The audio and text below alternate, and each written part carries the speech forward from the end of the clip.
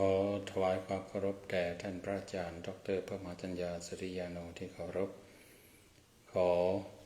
โอกาสท่านพระอาจารย์ดร.พระนรงค์วุฒิเมธีและก็พระอาจารย์พระมหาวัชริตอัคคการีผู้ร่วมแสดงธรรมในยามค่ำคืนนี้ด้วยกันแล้วก็ขอ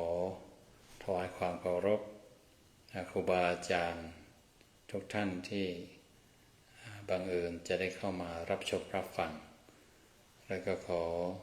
เจริญพรญาติโยมสาธุชนทุกท่าน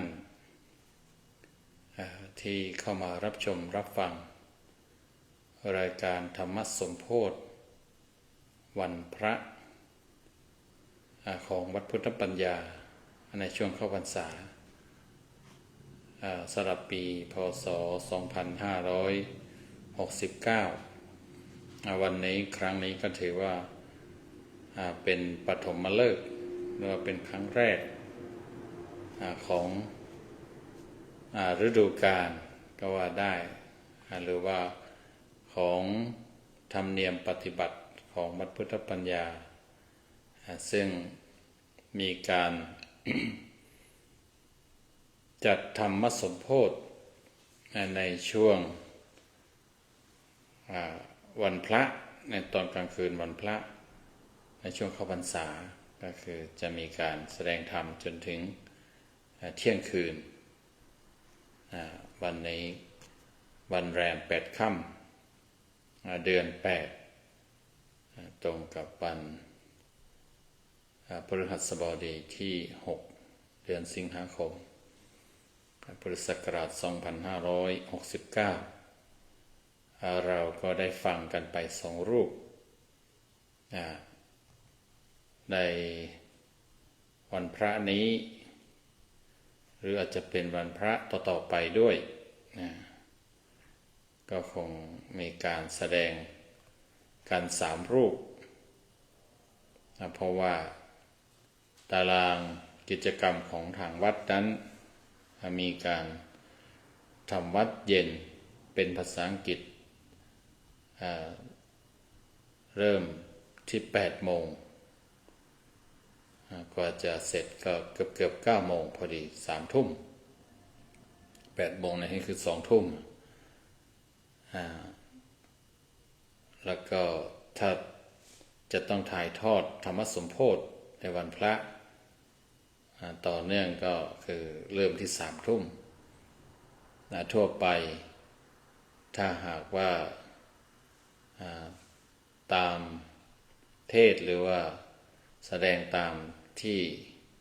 เคยทำมาก็คือรูปละ1 ชั่วโมงก็จะเป็น3 ชั่วโมง6 ทุ่มพอดีก็ดูว่าถ้าท่านอาจารย์ให้ทางพระท่านแสดงธรรมกันเองก็แค่3 รูปแต่ถ้าท่านอยากจะร่วมด้วยก็จะมีการแบ่งเวลาใน3 ชั่วโมงนี้ให้เป็น4 รูปก็ว่าไปแต่ว่าในคืนนี้ก็มีแค่3 รูปเนื่องจากท่านพระอาจารย์เองช่วงนี้2-3 วันมานี้ก็คือท้องไม่ค่อยดีก็เลยขอพักในตอนนี้ก็มีคุณโยมพยาวเจนพนัสซึ่งเพิ่งกลับบ้านไปจากการที่มาอยู่ปฏิบัติธรรมมาอยู่วัดเป็นเวลาร่วมเดือนเหมือนกันก็เพิ่งกลับไปได้จะยังไม่ถึงอาทิตย์ในตอนนี้ก็คงจะรู้ธรรมเนียมของวัดพุทธปัญญาว่ามีการธรรมสมโภชในช่วงวันพระกลางคืนก็ได้เข้ามารับชมรับฟังอยู่1 ท่านไม่รู้กี่ท่านแต่ว่าที่เห็นพิมพ์ข้อความมานี้ก็1 ท่านละ อย่างน้อยก็คือว่ามีโยมพะเยา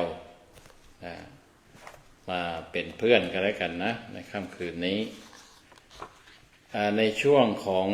การแสดงธรรมเป็นธรรมสมโภช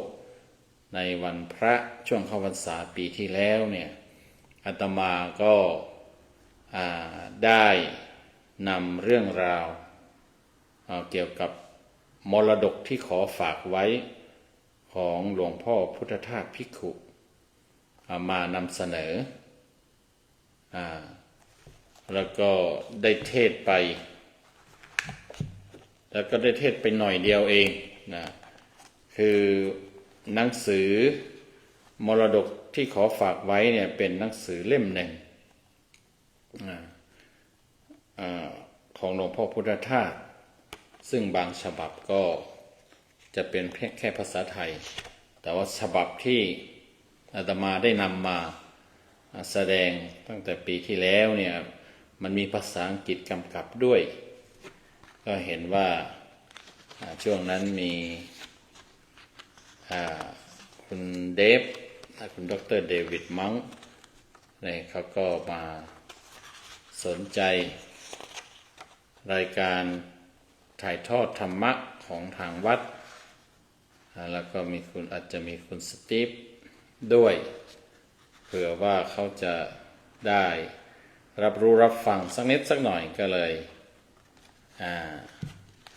ได้เลือกเอาฉบับที่มันมีแปลเป็นภาษาอังกฤษเนี่ยมาแสดงแล้วก็อ่านทั้งภาษาไทยและภาษาอังกฤษเผื่อว่าจะมีชาวต่างชาติเช่นคุณเดวิดคุณสตีฟเข้ามา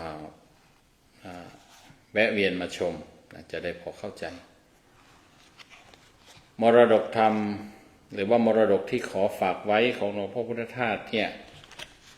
มันมีตั้ง189ข้อหรือว่า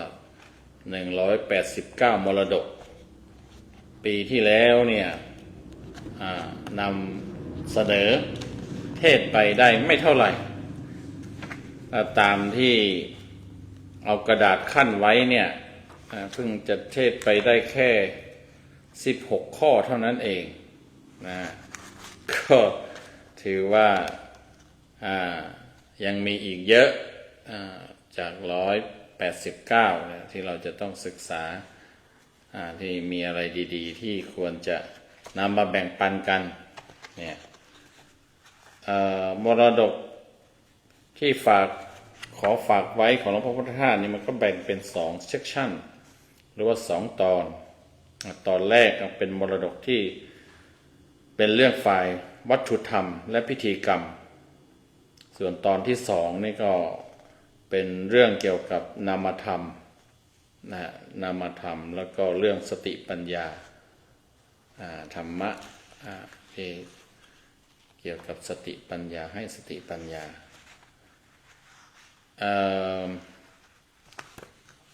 ก็คงจะต้องขอต่อจากที่ได้หยุดไว้ในปีที่แล้วต่อเนื่องกันไปที่ผ่านมามรดกที่ผ่านมาก็จะขอทบทวนนิดหน่อยพอให้ได้ปฏิปต่อเรื่องราวได้ให้รับทราบรับรู้คือมรดกที่ขอฝากไว้ของหลวงพ่อพุทธทาสภิกขุนี่ก็เป็นสิ่งที่ท่านได้เล็งเห็นว่าคำสอนหรือว่าเรื่องราวสำคัญที่เป็นใจความที่เป็นลักษณะโดดเด่นของสวนโมกขพารารามวัดที่ท่านสร้างและหรือรวมไปถึงตัวท่านเองที่ใช้นามปากกาว่าพุทธทาสภิกขุภิกษุผู้เป็นผู้รับใช้พระพุทธเจ้าทำไมจึงต้องมีสวนโมกข์ทำไมจะต้องตัวท่านเองจะต้องตั้งชื่อว่าพุทธทาสมรดกท่านก็จะเกี่ยวข้องกับเรื่องราวในส่วนของสวนโมกข์แล้วก็ค ความเป็นผู้รับใช้หรือว่าเป็นทาสของพระพุทธเจ้าหรือความเป็นตัวท่านเป็นแนวของท่านคำสอนสำคัญเรื่องราวสำคัญแล้วก็จะประมวลเกี่ยวกับเรื่องเหล่านี้มี189ข้อ89มรดกก็เป็นสิ่งที่ท่านฝากเอาไว้ในฐานะเป็นผู้ที่ได้เข้ามา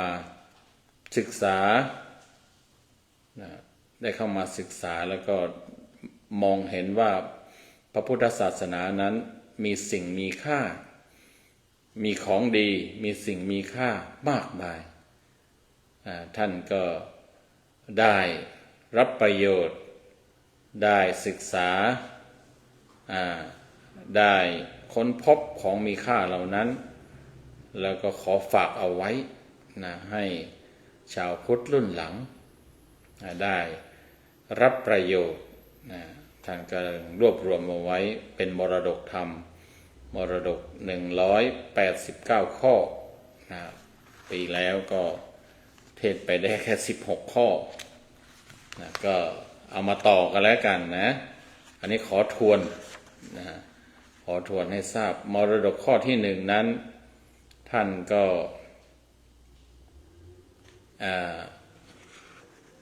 อธิบายว่าความเป็นพุทธทาสเนี่ยเป็นได้ทุกคนพุทธทาสแปลว่าผู้รับใช้พระพุทธศาสนาผู้รับใช้พระพุทธเจ้าเนี่ยท่านก็บอกว่าเชิญชวนให้มาเป็นพุทธทาสกันคือเป็นผู้รับใช้พระพุทธเจ้ารับใช้พระพุทธศาสนากันอันนี้มรดกข้อที่1มรดกข้อที่2นั้นก็ท่านนำเสนอเกี่ยวกับปณิธาน3ข้อของท่านหรือว่าของสวนโมกข์ก็คือ1พยายามทำตนให้เข้าถึงหัวใจแห่งศาสนาของตน2พยายามช่วยกันถอนตัวออกจากอำนาจของวัตถุนิยม3พยายามทำความเข้าใจระหว่างศาสนาอันนี้เป็นปณิธานสำคัญของท่านหรือว่าของสวนโมกข์มรดกข้อที่3ก็อธิบายปณิธานข้อที่1มรดกข้อที่4ก็อธิบายปณิธานข้อที่2มรดกข้อที่5ก็อธิบายปณิธานข้อที่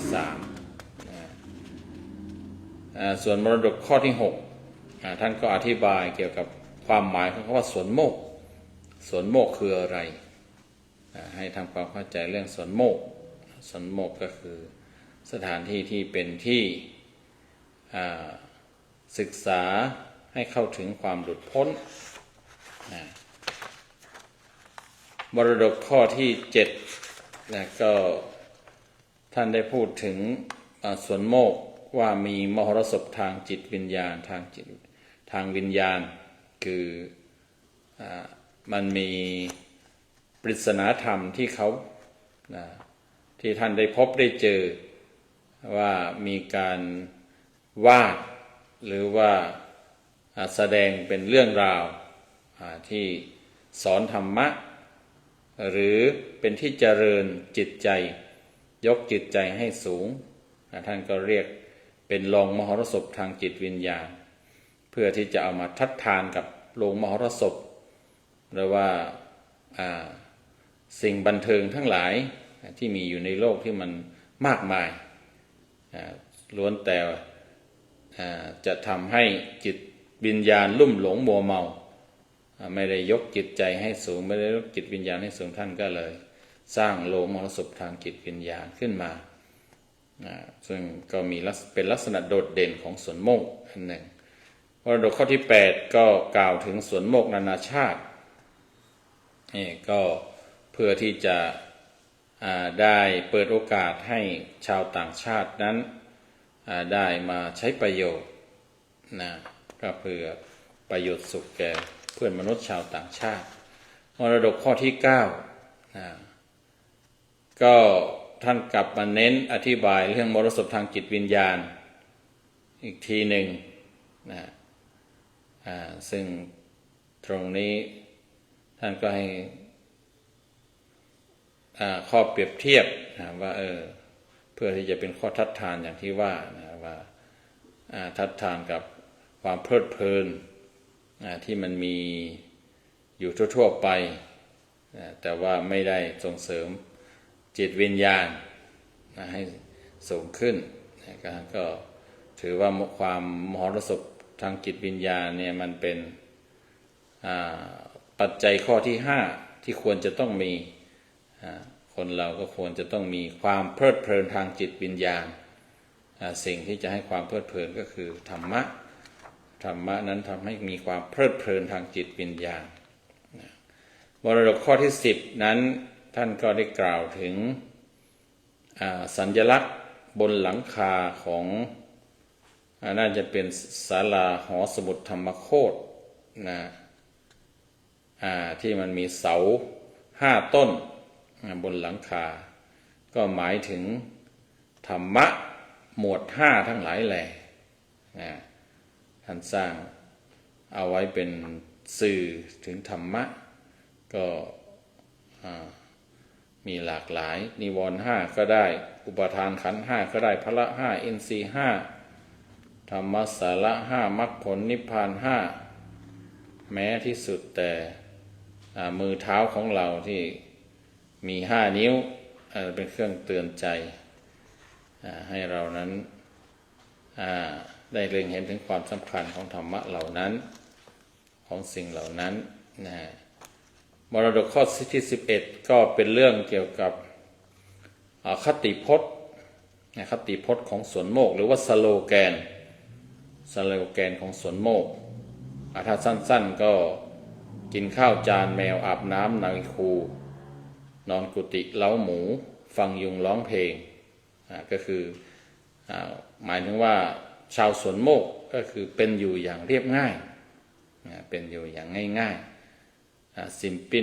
simple living thinking higher หรือเขาว่ากันมันมีฉบับยาวอะไรอีกเหมือนกันกินข้าวจานแมวอาบน้ำนอนคูนอนกุฏิเล้าหมูกินข้าวจานแมวอาบน้ำในคูเป็นอยู่อย่างทาสมุ่งมาดความว่างอยู่อย่างตายแล้วกุมแก้วในมือคือดวงจิตว่างสมหวังทุกอย่างไม่มีหลีกเลี่ยงแจกของส่องตะเกียงเลี้ยงคนทั้งโลกมันก็จะมีฉบับยาวฉบับสั้นฉบับยาวอยู่เกี่ยวกับคติพจน์สโลแกนของสวนโมกของวัดพุทธปัญญานี่ก็ยังไม่มีเรายังไม่เคยตั้งก็ไม่แน่ต่อไปอาจจะได้ตั้งขึ้นมาหรือว่ามีอยู่แล้วก็ยังไม่แน่ใจต้องดูที่ท่านอาจารย์ว่าอะไรจะเป็นสโลแกนของวัดพุทธปัญญามรดกข้อที่12ก็พูดถึงเรื่องปริญญาจากสวนโมกปริญญาจากสวนโมกก็คือปริญญาตายก่อนตายปริญญาตายก่อนตายเนี่ยเป็นปริญญาที่มีค่ามีความหมายมากใครได้รับแล้วก็ถือว่าได้จบปริญญาอย่างแท้จริงปริญญาทางโลกนั้น จบแต่ว่ามันไม่จบก็ยังวนเวียนว่ายในสังสารวัฏแต่ว่าปริญญาตายก่อนตายปริญญาจากสวนโมกแล้ว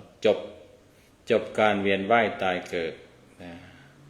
จบจริงๆมรดกข้อที่13ก็ท่านฝากเรื่องภาษาคนภาษาธรรมในว่าภาษาคนภาษาเนี่ยบางทีมันมีความหมายถ้าพูดแบบหนึ่งก็มีความหมายระดับภาษาคนถ้าอธิบายแบบหนึ่งก็มีเป็นลักษณะเป็นภาษาธรรมหรือคำเดียวนั่นแหละก็อาจจะมีความหมายภาษาธรรมเป็นอย่างอื่นมรดกข้อที่14ก็เหมือนกันท่านก็เน้นย้ำว่าภาษาคนนั้นมันเป็นบุคลาธิฐานแต่ภาษาธรรมนั้นเป็นธรรมาธิฐานก็คือปรารภการสื่อสารเกี่ยวกับคนทั่วไปให้เข้าใจระหว่างคนทั่วไประดับหนึ่งอีกระดับหนึ่งก็เป็น มุ่งเน้นถึงการสื่อธรรมะเอาธรรมะเป็นที่ตั้งก็ต้องศึกษากันให้ดีถ้าไม่งั้นมันจะทำงงท่านว่างั้นมรดกข้อที่15ก็ท่านนำเสนอฝากไว้เรื่องเกี่ยวกับการล้ออายุและการให้ของขวัญวันล้ออายุที่สวนโมกหลวงพ่อพุทธทาสท่านจะมีการจัดงานวันเกิดแบบพิเศษก็คือว่าอดข้าวอดอาหารแล้วก็ฟังธรรมศึกษาธรรมฟังธรรมกันตลอดทั้งวันทั้งคืนเนี่ยเป็นการล้ออายุก็คือคล้ายๆว่าเรานั้นไม่ได้แยแสอะไรกับอายุก็คือชีวิตหรือว่าการเป็นอยู่เนี่ยบางทีเราไปหลงเราไปให้ความสำคัญแบบผิดไปฉลองแบบธรรมดาบางทีทำให้เรานั้น ยึดอยู่ในตัวอยู่ในตนทำให้เรานั้นรักตัวกลัวตายท่านว่าอย่างนั้นแต่ว่าของหลวงพ่อพุทธทาสเนี่ยท่านบอกต้องล้อมันต้องท้าทายมันอายุหรือว่าชีวิตเนี่ยบางทีเราไม่เกรงกลัวในการที่จะแตกดับเราไม่ไปใส่ใจเรื่องของการตอบสนองการให้ที่เราจะต้องยึดจะต้องติดท่านก็เลยแบบว่าท้าทายเราอายุก็คือไม่กลัวตายจุดหมายก็คือว่าไม่กลัวตายแล้วก็จัดฉลองเพื่อให้ในทางสร้างสรรค์ในทางที่จะทำให้มีความก้าวหน้าในทางธรรมะยิ่งขึ้นมรดกข้อที่16อันนี้ท่านก็เน้นว่าชาวพุทธเหล่านั้นไม่ควรจะมีเรื่องทุกข์ใจมีเรื่องปวดหัวเพราะว่าพุทธศาสนานั้นมีคาถาดีคาถาแก้ปวดหัวคาถาแก้การปวดหัวหรือว่าการคิดมากจนเป็นโรคประสาทเป็นโรคจิตเนี่ยคาถานั้นก็คือที่ท่านไปพบไปเจอแล้วก็นำมาเผยแพร่ก็คือคำบาลีสั้นๆว่าตถาตาหรือตถาตาเช่นนั้นเองตถาตาหรือตถาตาเช่นนั้นเองทุกสิ่งทุกอย่างมันก็เป็นตถาตาคือเป็นเช่นนั้นเองไม่ว่าสุขไม่ว่าทุกข์ไม่ว่าจะเจอปัญหาอะไรต่างๆเนี่ยใช้คำว่าตถาตาตถาตาเช่นนั้นเองคือมันเกิดตามเหตุปัจจัยถ้าจะแก้ถ้าจะดับก็ต้องแก้ต้องดับตามเหตุปัจจัยดับที่เหตุแก้ที่เหตุ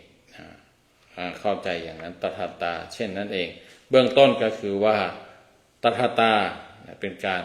ทำความเข้าใจมันก่อนปรามมันก่อนวางมันก่อนแล้วไม่ใช่ปล่อยปละละเลยนะแล้วค่อยไปหาทางแก้เท่าที่แก้ได้แก้ไม่ได้มันก็เช่นนั้นเองแล้วก็ยอมรับความจริงยอมรับความทุกข์ยอมรับผลมันก็เป็นวิธีการหนึ่งมันก็เป็นไปตามเรื่องราวของมันตามเหตุปัจจัยก็เพราะว่าบางทีปัญหามันหนักหนาความทุกข์มันหนักหนาแล้วกำลังของเราน้อยสติปัญญาของเราน้อยมันก็ชนะไม่ได้แก้มันไม่ได้มันก็เช่นนั้นเองท่านว่าถึงที่สุดแล้วถือว่าเราแก้ได้ก็แสดงว่าเช่นนั้นเองเพราะว่าเราทำถูกเหตุแก้เหตุมันได้มันก็เลยดับทุกข์ได้แก้ปัญหาได้อันนี้ก็ทวนเรื่องมรดกที่ได้กล่าวไป16ข้อก็เข้าใจว่าข้อที่17เนี่ยยังไม่ได้พูดแต่ก็ยังไม่แน่ใจเหมือนกันเพราะมันเป็นปีมาแล้วนานแล้วก็ลืมไปละผู้แสดงเองก็ลืมเอาแค่นักกระดาษขั้นไว้ไม่ได้เอาดินสอปากกามาร์กไม่อยากทำลายหนังสือให้มันมีแปดเปื้อนถึงแม้ว่าได้พูดไปก็พูดอีกครั้งกันแล้วกันมรดกข้อที่17เนี่ยเพราะว่าเป็นเรื่องสำคัญหรือเป็นเรื่องโดดเด่นเป็นคำสอนโดดเด่นอันหนึ่งของหลวงพ่อพุทธทาสแล้วก็เป็นลักษณะ ที่พอท่านนำเสนอออกมาแล้วกลายเป็นที่น่าสนใจเป็นที่ติดปากติดใจของผู้คนอันนั้นก็คือมรดกข้อที่17ว่าด้วย3 สคำสอนเรื่อง3 สขอพูดคำว่า3 สท่านที่เป็นนักเลงธรรมะหรือว่าท่านที่มีความคุ้นเคยได้ศึกษาได้รับชมรับฟังศึกษางานหลวงพ่อพุทธทาสก็รู้ทันทีว่าคืออะไร3 สในที่นี้ก็คือสะอาดสว่างสงบ3 สคือสะอาดสว่างสงบเป็นคุณลักษณะของพระอริยเจ้าและมีภาวะเป็นหัวใจของพระรัตนตรัยในพระพุทธศาสนาขอฝากไว้เป็นมรดกแก่ทุกคนในฐานะเป็นบทมนต์ประจำจิตอันนี้ในการนำเสนออาตมาก็จะอ่านในภาษาไทยและก็ภาษาอังกฤษแล้วค่อยมาอธิบายทีนี้ก็อ่านอีกรอบมรดกข้อที่17 3 สคือสะอาดสว่างสงบเป็นคุณลักษณะของพระอริยเจ้าและมีภาวะเป็นหัวใจของพระรัตนตรัยในพุทธศาสนาขอฝากไว้เป็นมรดกแก่ทุกคนในฐานะเป็นบทมนต์ประจำจิตภาษาอังกฤษก็มรดกนี้เขาใช้คำว่า legacy number 17 the holy or noble ones in the bracket Ariya Pukkara have 3 particular qualities: clean, illuminating, and calm, and they meet the condition of being the core of the triple gems in Buddhism. Commit all that into the mind like a chapter of mantra,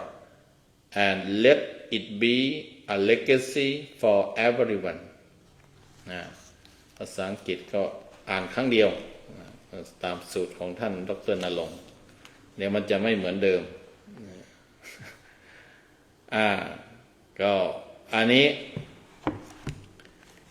คือมรดกข้อที่17ของหลวงพ่อพุทธทาสท่านฝากเรื่อง3 ส3 สคือสะอาดสว่างสงบตอนนี้หน้าจอนี่ขึ้นสถานะว่าท่านพระอาจารย์พัชรพลอธิบายพระอาจารย์พัชรพลอารยธรรมโมเข้ามารับชมรับฟังด้วยแล้วก็ได้ทักทายถวายความเคารพครับเช่นกันนะครับขอถวายความเคารพเช่นกันหวังว่าจะมีความสุขความผาสุกในการปฏิบัติศาสนกิจที่วัดอะไรนะเมืองเซาเอ็นลืมชื่อวัดซะละท่านไปเป็นหัวหน้าสงฆ์หรือว่าเป็นเจ้าอาวาสที่วัดไทยเมืองเซาเอ็นใช่ไหมครับอังกฤษเหล่านั้นน่ะก็ได้เข้ามารับชมรับฟังไม่แน่ใจเหมือนกันว่าที่โน่นมีการถ่ายทอดธรรมสมโภชเหมือนวัดพุทธปัญญาหรือเปล่าก็เอาตามสะดวกเนาะก็ได้เห็นกิจกรรมที่ท่านโพสต์ลงผ่าน Facebook บ้างนะครับ เรื่องคำสอนเรื่อง3 สสะอาดสว่างสงบของหลวงพ่อพุทธทาสเนี่ยก็ถือว่ามีลักษณะโดดเด่นมีลักษณะโดดเด่นนั่นก็คือ1คือท่านใช้คำท่านรู้จักใช้คำให้สั้นๆกระชับแต่ว่า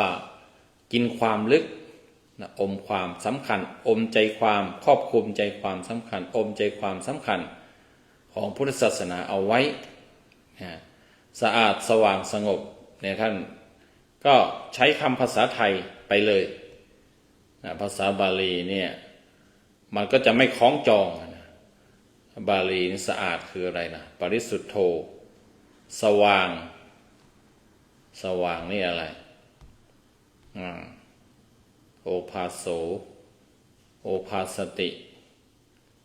สงบก็สันตะสันติมันจะไม่ติดปากถ้าใช้เป็นภาษาบาลีมันอาจจะเยินเยอะนะเยินเยอะท่านเขียนชื่อวัดมาแล้วนะครับบอกว่าวัดไทยเซาเอ็นวัดไทยเซาเอ็นอันนี้ก็คือวัดที่ท่านปฏิบัติศาสนกิจอยู่ปีแล้วท่านได้มาจำพรรษาที่วัดพุทธปัญญาและก็ได้ร่วมแสดงธรรมตลอดทั้งพรรษาด้วยกันนะฮะ หลวงพ่อท่านก็ใช้คำภาษาง่ายๆนี่แหละภาษาไทยนี่แหละนะคำที่คนคุ้นเคยนะคำที่คนรู้จักสะอาดสว่างสงบเนี่ยมันเป็นคำลงตัวที่สุดนะท่านช่างใช้คำที่ได้เหมาะเจาะลงตัวทั้งในแง่ที่ว่าสั้นคล้องจองแล้วก็ลุ่มลึกมีความหมายลึกซึ้งทีนี้คำในภาษาไทยนี่บางทีมันมีความเขาเรียกว่ามันมีความเนี่ยคือมีความหมายคำเนี่ยมีความบางทีถ้าคิดให้เป็นอธิบายให้เป็นทำความเข้าใจให้เป็นเนี่ยมันก็มีความหมายในลักษณะที่เป็นธรรมะนะในว่าสะอาดสว่างสงบเนี่ยมันก็เป็นทั้งภาษาคนและภาษาธรรมได้ถ้าพูดตามแบบหลวงพ่อตามแบบสนโมกข์ตามแบบหลวงพ่อพุทธทาสแต่ภาษาคนก็ความสะอาดก็สะอาดของเสื้อผ้าอาภรณ์สถานที่ถ้วยโถโอชามภาชนะอะไรต่างๆหรือว่าร่างกายหน้าตาตัวตนอะไรสะอาดสะอ้านอะไรก็ว่าไปเป็นภาษาคนระดับคนก็คือมันสะอาดทั่วๆไปสว่างก็อาจจะหมายถึงที่สว่างที่มันตรงข้ามกับกลางคืนจะมีพระอาทิตย์ขึ้นก็สว่างหรือมีประทีปเปิดไฟก็สว่างสว่างภาษาคนสงบก็หมายถึงว่าไม่มีเสียงดังเงียบอะไรอย่างนั้นแต่ว่าถ้าเป็นภาษาธรรมภาษาธรรมมันลุ่มลึกกว่านั้นลุ่มลึกกว่านั้นสะอาดเนี่ยมันหมายถึงว่าความสะอาดของจิตใจสะอาดจากอะไรสะอาดจากกิเลสหลวงพ่อท่านได้อธิบายว่าสะอาดจากกิเลสทั้งหลายทั้งปวงสว่างจากอะไรสว่างคืออะไรสว่างทางจิตใจสว่างภายในจิตใจสว่างไสวไปด้วยสติปัญญาไปด้วยธรรมะไม่ได้มืดบอดมืดในที่นี้ก็คือมืดมนอนทการมืดบอดก็คือเหมือนคนตาบอดคือไม่เข้าใจไม่รู้ไม่เห็นอะไรในที่นี้สว่างนี่ก็คือสว่างจากความลุ่มหลงโมหะความลุ่มหลงหรืออวิชชาก็คือความไม่รู้อวิชชานี่ตรงข้ามเขาเทียบกับความมืดอวิชชาคือความมืดคืออวิชชาเนี่ยแต่ทีนี้ว่าสว่างเนี่ยมัน มีปัญญาคือมีวิชาอวิชชานี่คือไม่สว่างหรือว่ามืด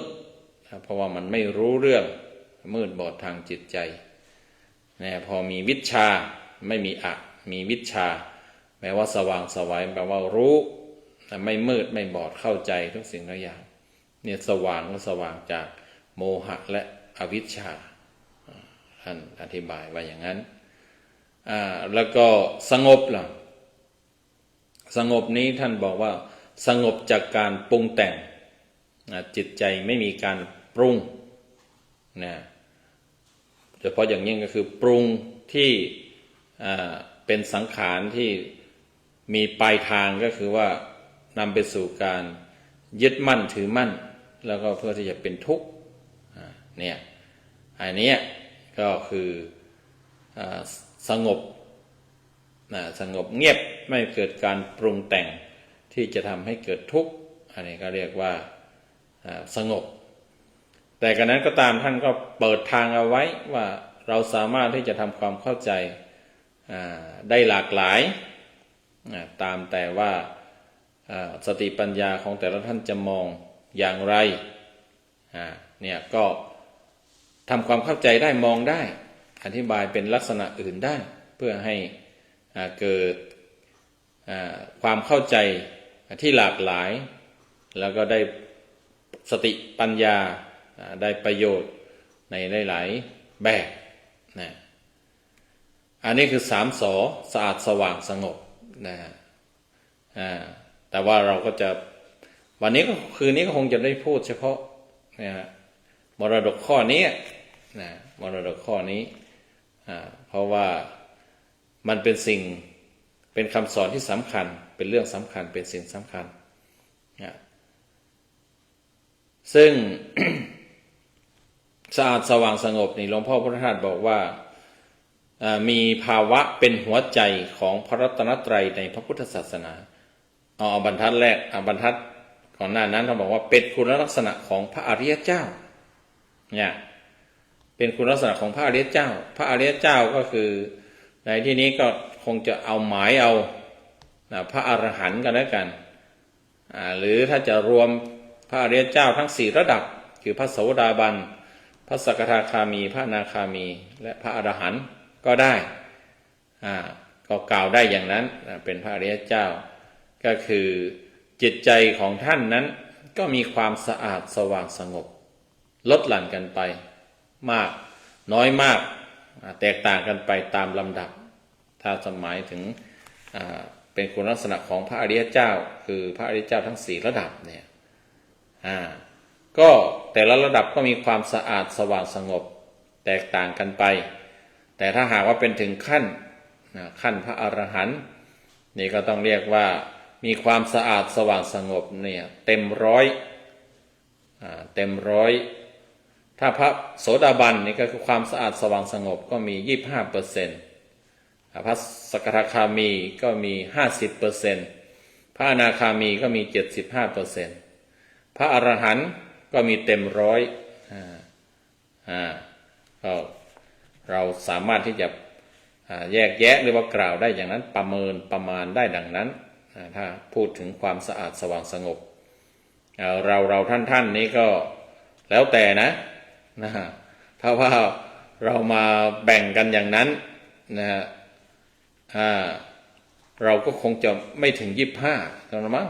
เพราะว่าเรายังเป็นคนธรรมดาอยู่ส่วนท่านใดบังเอิญว่าเป็นพระอริยบุคคลระดับใดระดับหนึ่งก็ขอให้ได้ส่วนแบ่งไปตามนั้นกันแล้วกันนะ25หรือ50หรือว่า75หรือจะเต็ม100หรือถ้าเราไม่เอาตามนั้นบางทีบางเรื่องบางขณะเนี่ยความสะอาดสว่างสงบของเราเนี่ยอาจจะเกินครึ่งหรืออาจจะเต็ม100ก็เป็นได้ในบางเรื่องบางขณะเพราะว่าในแบบของหลวงพ่อพุทธทาสเนี่ยบางทีถ้าพูดหรือว่าถ้าอธิบายท่านทำความเข้าใจผ่านคำสอนเรื่องนิพพานที่นี่และเดี๋ยวนี้นิพพานชั่วคราวเนี่ยหลวงพ่อพุทธทาสท่านก็บอกว่ามันเป็นไปได้นิพพานชั่วคราวนิพพานคือถ้าเราดับเย็นจิตใจมันเย็นเย็นสนิทจากการไม่ถูกกิเลสรบกวนเนี่ยเราก็ได้สัมผัสนิพพานลักษณะนิพพานเนี่ยมันเป็นมีความสะอาดสว่างสงบอยู่เต็มร้อยดังนั้นในแง่นี้ในลักษณะความเข้าใจแบบนี้เนี่ยแม้เรายังไม่ใช่เป็นพระอริยเจ้าเนี่ยเราก็อาจจะเข้าถึงความสะอาดสว่างสงบในบางขณะในบางเรื่องในบางเวลาเนี่ยได้เต็มร้อยเหมือนกันหรือว่า 50% 75% หรือ100ก็ว่ากันไปอันนี้พระอริยเจ้าทั้งหลายก็มีลักษณะ จิตใจของท่านมีลักษณะเนี่ยสะอาดสว่างสงบนะสะอาดนะสะอาดจากกิเลสสว่างจากความมืดบอดของอวิชชาสงบจากการปรุงแต่งเนี่ยสะอาดสว่างสงบหรือบางทีเราจะใช้คำว่าสะอาดจากกิเลสสว่างสว่างจากกิเลสก็ว่าได้เพราะอวิชชาก็เป็นกิเลสตัวหนึ่งสงบก็สงบจากกิเลสเราใช้อย่างนี้ก็ได้ก็คือว่าไม่ถูกกิเลสมารบกวนให้ฟุ้งให้มีการปรุงแต่งไปต่างๆนานานี่ก็ได้เหมือนกันหรือเราจะอธิบายว่าสามสอเนี่ยถ้าจะเทียบคำสอนทางพุทธศาสนาที่มีการย่อไว้อีกลักษณะหนึ่งเนี่ยมันก็สามารถที่จะเทียบเคียงได้มันมี3 คำ 3 เรื่องเหมือนกันสะอาดเราอาจจะกล่าวได้ว่าสะอาดด้วยศีลสะอาดเพราะศีลเป็นเครื่องชำระล้างกายวาจาให้สะอาดอันนี้เป็นคุณลักษณะของศีลชำระล้างควบคุมกายวาจาให้สะอาดจากบาปสะอาดจากอกุศลธรรมสว่างเนี่ยสว่างด้วยปัญญาการที่เราจะสว่างไสวจิตใจสว่างไสวไม่ติดไม่ขัดโร่งโปร่งเบาก็ด้วยปัญญาปัญญาจะทำให้ปัญญานั้นเป็นแสงสว่างในโลกปัญญาโลกัสสมิงปัจโชโตเป็นแสงสว่างปัญญานี่เป็นสัญลักษณ์ของแสงสว่างภายในแสงสว่างที่ส่องใจให้สว่างจิตใจเราเข้าใจทะลุปุโป่งไปทุกเรื่องมันโล่งโปร่งมันสว่างไสวเนี่ยคำของอาจารย์ประสันเนี่ยขอให้สว่างไสวเนี่ยพรของท่านให้ญาติโยมให้ใครก็ตามท่านมักจะเขียนบอกขอให้สว่างไสวเนี่ยสว่างไสวด้วยปัญญาสงบก็สงบด้วยสมาธิเพราะว่าสมาธินี่มีลักษณะอย่างหนึ่งหรือคนเราเข้าใจกันอย่างหนึ่งก็คือเมื่อจิตเกิดสมาธิคือจิตมีความสงบดังนั้นเราจึงกล่าวได้ว่าสงบด้วยสมาธิเพราะคำสอนทั้งหลายแหล่เนี่ยแม้จะมี 84,000 พระธรรมขันธ์แม้จะมีธรรมะมีหลายหมวดมีหลายข้อตั้งแต่ข้อต้นข้อ1ข้อ2หมวด1หมวด2อะไรไปจนถึงหมวดเท่าไหร่ก็ตามเนี่ยรวมกันที่เรารู้กันว่าเป็น 84,000 พระธรรมขันธ์ในธรรมะเนี่ยมันก็มาสรุปรวมจัดเป็น3ชนิด3กลุ่มเนี่ย3หมวดก็คือจัดเป็นพวกศีลจัดเป็นพวกสมาธิจัดเป็นพวกปัญญาศีลสมาธิปัญญาที่เรารู้กันว่าไตรสิกขาคำสอนธรรมะก็คือเป็นข้อศึกษาเป็นข้อศึกษาเป็นการศึกษาที่จะทำให้เรานั้นพ้นทุกข์เนี่ยมันก็เอามาเทียบเคียงกันได้เอามาเข้ากันได้จัดเข้ากันได้สงเคราะห์เข้าหากันได้ก็คือสะอาด3สอเนี่ยสะอาดสว่างสงบกับศีลสมาธิปัญญาเนี่ยสะอาดด้วยศีลเนี่ยเป็นเครื่องชำระล้างกิเลสระดับหยาบเขาว่าระดับหยาบก็คือทางกายทางวาจาคือฆ่าสัตว์ลักทรัพย์ประพฤติผิดในของรักของผู้อื่นหรือบุคคลที่คนอื่นรักที่เราเรียกว่าประพฤติผิดในกามเนี่ยจากทางกายทางวาจาสังวาจาก็คือไม่พูดเท็จไม่พูดส่อเสียดพูดคำหยาบพูดเพ้อเจ้ออันนี้หรือว่าสว่าง กำลังจะพูดว่าถ้าสมมติว่าเป็นเครื่องมือชำระล้างศีลสมาธิปัญญาเป็นเครื่องมือชำระล้างกิเลสเนี่ยสะอาดสว่างสงบนี่ก็เป็นเครื่องชำระล้างกิเลสเนี่ยสะอาดนี่ก็คือชำระล้างกิเลสอย่างหยาบอย่างหยาบส่วนถ้าจะไล่เรียงกันไปโดยลำดับก็สงบความสงบหรือว่าสมาธิสะอาดจากกิเลสนี่คือศีลชำระล้างกิเลสอย่างหยาบถ้าไล่เรียงกันตามลำดับก็คือสมาธิศีลสมาธิก็คือตัวความสงบเนี่ยสมาธิคือความสงบก็เป็นการปราบปรามชำระล้างกิเลสระดับกลางกิเลสระดับกลางก็คือเขาบอกว่าเป็นนิวรณ์สิ่งที่มารบกวนจิตใจเป็นอุปสรรคขัดขวางจิตใจไม่ให้ก้าวหน้าเนี่ยสมาธิก็กำลังปราบชำระล้างกิเลสระดับกลางได้ทีนี้กิเลสระดับสูงกิเลสระดับสูงนี่ต้องใช้ปัญญาก็คือความสว่างเนี่ยเป็นตัวชำระล้างกิเลสระดับสูงกิเลสระดับละเอียดขั้นละเอียดเนี่ยก็ต้องใช้ปัญญาชำระล้างอย่างเช่นพวกอวิชชาพวกตัณหาอุปาทานอะไรต่างๆแต่พวกนั้นต้องมีปัญญาในการประหัตประหารในการที่จะชำระล้างอันนี้ก็สงเคราะห์เข้ากันได้ระหว่างสะอาดสว่างสงบกับศีลสมาธิปัญญาศีลปัญญาสมาธิก็อาจจะสลับกันได้แต่แล้วก็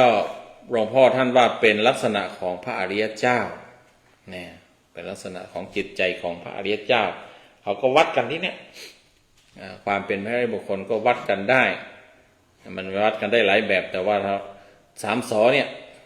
ก็เป็นเครื่องวัดได้ดีเห็นชัดมีความสะอาดขนาดไหน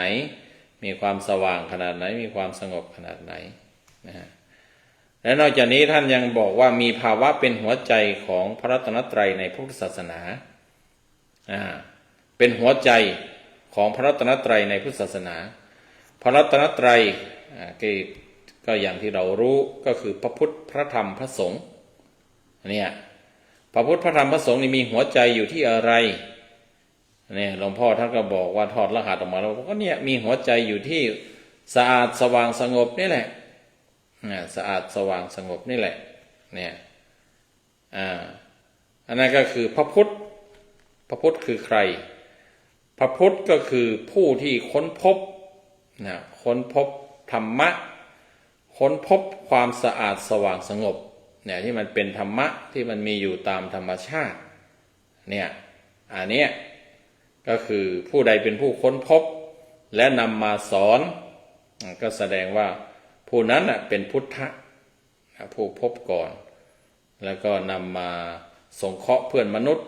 เนี่ยก็เรียกว่าเป็นพระพุทธพระธรรมคืออะไรลักษณะที่เป็นหัวใจลักษณะโดดเด่นลักษณะรวบสรุปย่อแบบย่อแบบกระชับแบบสั้นที่สุดเนี่ยของธรรมะมันจะมีมากมายขนาดไหนก็ตามอย่างที่ว่าไปว่ามันจะมีถึง 84,000 พระธรรมขันธ์หรือมันจะมีหมวดธรรมข้อนั้นข้อนี้อะไรก็ตามเนี่ยทั้งหมดทั้งมวลก็มีลักษณะเนี่ยมันจะต้องมีลักษณะโดดเด่นหรือมารวมอยู่ในลักษณะ3ลักษณะนี้ก็คือพระธรรมนั้นจะต้องมีลักษณะเป็นความสะอาดความสว่างความสงบเนี่ยมันจะเป็น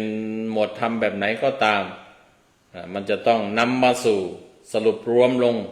ในภาวะของความสะอาดความสว่างความสงบนี้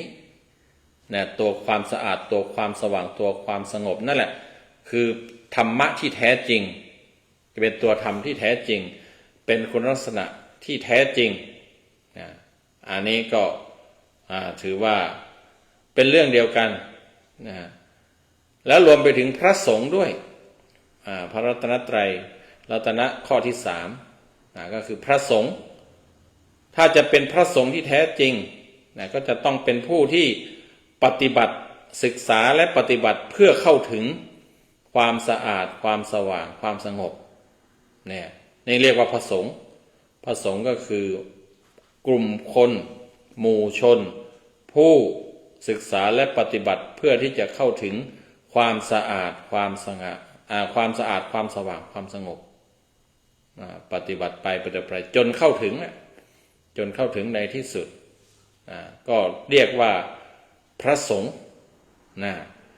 ดังนั้นที่หลวงพ่อพุทธทาสบอกว่าเนี่ยเป็นภาวะที่เป็นหัวใจของพระรัตนตรัย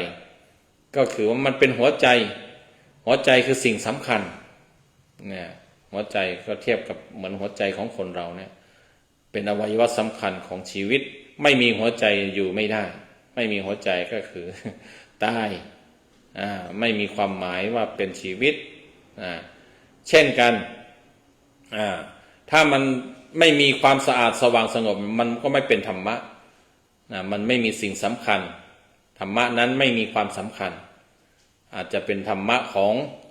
คนที่ยังไม่เข้าใจธรรมะที่แท้จริงสอนไปอย่างนั้นไม่มีความสะอาดสว่างสงบเลยก็ไม่เป็นธรรมะแต่ว่าธรรมะที่เป็นธรรมรัตนะในทางพุทธศาสนานั้นเนี่ยมันมีภาวะมันมีสภาพมันมีคุณลักษณะที่โดดเด่นที่เป็นหัวใจก็คือว่ามันมีภาวะของความเป็นความสะอาดความสว่างความสงบเนี่ยดังนั้นพระพุทธพระธรรมพระสงฆ์ก็เรื่องเดียวกันเนี่ยเรื่องเดียวกันเหมือนนิทานเซนจำไม่ค่อยแม่นนะฮะ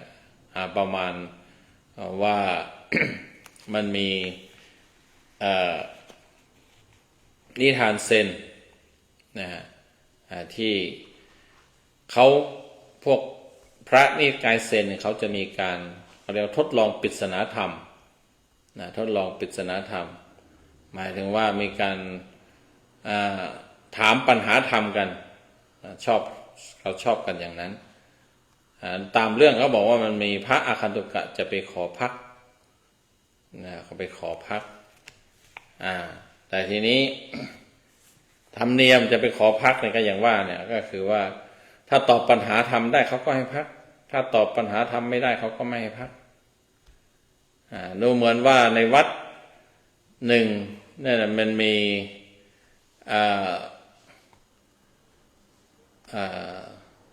อันนี้อาตมาก็ขออภัยนะจำเรื่องราวไม่ค่อยแม่นเราจะเป็นโยมหรือว่าเป็นในศิษย์วัดหรือว่าจะเป็นพระก็ไม่ทราบแต่ว่าเขาตาบอดมีตาข้างเดียวพระอาคันตุกะก็ไปแล้วก็ไปคล้ายๆว่าไปโชว์สัญลักษณ์ยกนิ้วขึ้นมาเป็น3 นิ้วเขาว่าก็คือว่าเนี่ยถ้าเป็นชาวพุทธเราก็ต้องยึดมั่นยึดถือนับถือหรือว่าถือเอาพระพุทธพระธรรมพระสงฆ์เนี่ยเป็นที่พึ่ง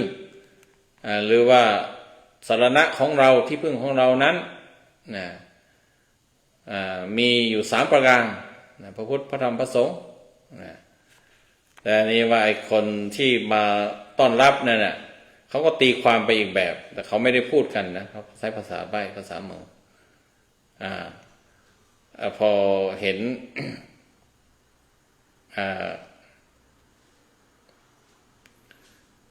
ไปมาก็จะลืมจริงนะเนี่ยเรื่องราวมันเริ่มต้น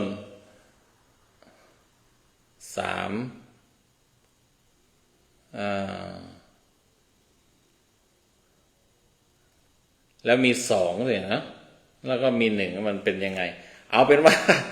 เรื่องนี้ก็จำไม่ค่อยแม่นแล้วกันนะแต่ว่ามันประมาณเนี้ยก็คือโชว์3 นิ้วก็บอกว่าเป็นพระพุทธพระธรรมพระสงฆ์แต่ทีนี้ไอ้คนที่มารับนั่นน่ะเขาก็ไปตีความไปว่าไอ้พระที่มานี่ดูถูกเขาดูจะประมาณนั้นน่ะบอกว่าเรา2 คนเนี่ยนะ มีแค่3 ตาว่างั้นก็หมายถึงว่ากล่าวหาว่าเขาตาบอดเพราะคนเราคนหนึ่งก็มี2 ตาถ้าหากว่าคน2 คนเนี่ยมันก็มี4 ตาอันนี้พอโชว์3 นิ้วเนี่ยก็บอกว่ามีแค่3 ตา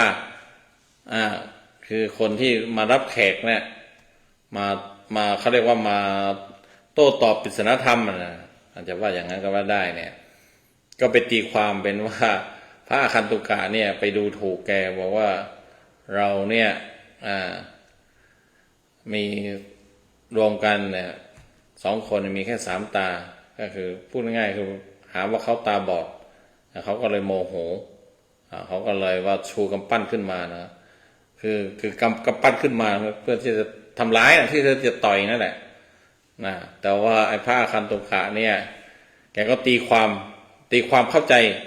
ตีความไปอีกแบบนะตีความเป็นธรรมะบอกว่าโอ้ท่านนี้บอกว่าจริงๆพระพุทธธรรมพระสงฆ์มันไม่ได้เป็น3จริงๆมันเป็น1 เดียวนะเป็น1 เดียวท่านก็เลยคิดว่าตัวเองนะแพ้การประลองปริศนธรรมแล้วก็เลยขอจากไปนะพูดประมาณนั้นนะแต่ว่าตีความคนละแบบแต่ว่าได้ใจความนี่มันมาตรงกันกับตรงเนี้ยเนี่ยพระพุทธพระธรรมพระสงฆ์เนี่ยเป็น1 เดียวเป็นหัวใจนี่ก็คือว่ามันมีลักษณะเดียวกันก็คือมีความสะอาดความสว่างความสงบเนี่ยนั่นก็เป็นคำสอนที่สำคัญของที่โดดเด่นที่หลวงพ่อท่านฝากไว้เป็นมนต์ประจำจิตก็คือพยายามเตือนจิตเตือนใจเราไว้ว่าให้สะอาดให้เป็นจิตใจที่สะอาดสว่างสงบนะรักษาใจให้สะอาดรักษาใจให้สว่างรักษาใจให้สงบเนี่ยพอนึกถึง3 สอทีไรก็สะอาดสว่างสงบสะอาดสว่างสงบก็คือเป็นการชี้นำกล่าวนำเพื่อให้เรานั้นรักษาจิตใจให้มีความสะอาดสว่างสงบเนี่ยก็เป็นมรดกที่หลวงพ่อขอฝากไว้อาตมาก็ขอฝากไว้ในค่ำคืนนี้เนี่ยเลย6 ทุ่มมา5-6 นาทีแล้วก็คงจะต้องขอ